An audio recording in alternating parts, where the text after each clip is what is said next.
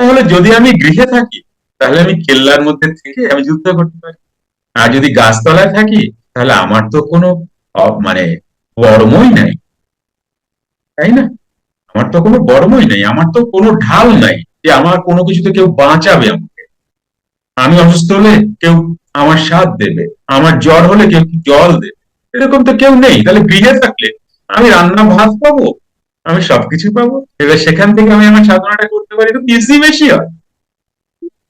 হ্যাঁ, এটাই। কিন্তু ওটা একটা গিল্টে থাকা।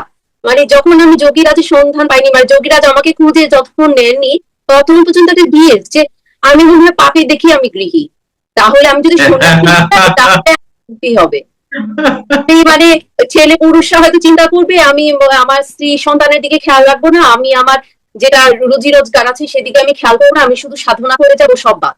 বা স্ত্রীও খেয়াল করছে আমার স্বামী সন্তান সবই বাদ, সন্তানের মঙ্গল হচ্ছে না অমঙ্গল হচ্ছে, তাদের পড়াশোনা খাবার দাবার সবকিছু ঠিকঠাক আছে কিনা আমি কিছুই খেয়াল করবো না, আমি শুধু সাধনা করে যাবো, তাহলে আমার মুক্তি হবে। এরা তো আমার মুক্তির পথে, তারা আমার দায়, মুক্তির পথে তারা আমার বাধা। ব্যাপারটা এইরকম।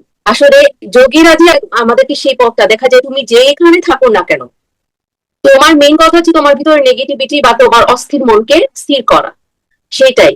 তো ওটাই আমাদেরকে মানে যোগীরাজ সেই পথটা দেখান, মানে এইভাবে হয়তো যোগীরাজ খুঁজে নেন যে কে আছে যে এরকম কষ্টে আছে বা গিল্টে আছে, যে না তুমি বাদ পড়নি, তুমি বাতিল না। তুমিও আমার। তুমিও পারবে। তো সেই বিষয়। আর আধ্যাত্মিক লাইনে যারা আছেন তাদের, মানে আমি খুবই ক্ষুদ্র একজন মানুষ, তাদেরকে আমার পরামর্শ দেওয়া আমি জানি না, তবে আমি মনে করি আর কি, সেটা হচ্ছে যেহেতু এখানে এসেছেন, যোগী রাজের প্রতি ওই বিশ্বাসটা রাখুন। সবকিছু যা কিছু আছে ওনার সমর্পণ করে দিন। যোগীরাজ তুমি জানো, যা হয়ে গিয়েছে হয়ে গিয়েছে, সেটার জন্য কষ্ট পেয়েও লাভ নেই, যোগীরাজই দেখবেন। আমাদের কাজ শুধু বর্তমানে থাকা বা কুটস্থে থাকা, ঠিক। এই আর কি। ধন্যবাদ। জয় জগিয়া। জয় জগন্নাথ।